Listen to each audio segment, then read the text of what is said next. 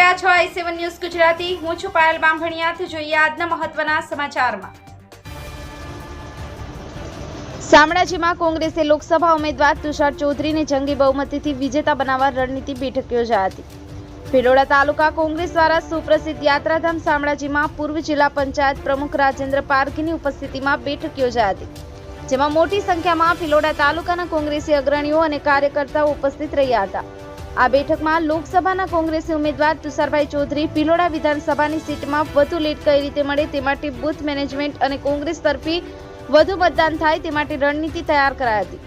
લોકસભા બેઠક કોંગ્રેસના ઉમેદવાર 16 એપ્રિલે ઉમેદવારી ફોર્મ ભરવા સમયે વધુ કાર્યકર્તા હાજર રહે તેમજ 19 એપ્રિલે તુષાર ચૌધરી ભિલોડાના ગ્રામ્ય વિસ્તારોમાં પ્રચાર પ્રવાસની ચર્ચા કરવામાં આવી હતી। સૌ આગેવાનો કાર્યકર્તાઓ એક થઈ ચૂંટણીમાં કામે લાગી જવા અનુરોધ કર્યો હતો। આ મીટિંગમાં વનરાજસિંહ રાઠોડ, કાંતિલાલ ખરાડી સહિત કાર્યકરો ઉપસ્થિત રહ્યા હતા। બ્યુરો ચીફ કૌશિક સોની, i7 ન્યૂઝ ગુજરાતી। લાઈક કરો, શેર કરો, સબસ્ક્રાઇબ કરો i7 ન્યૂઝ ગુજરાતી।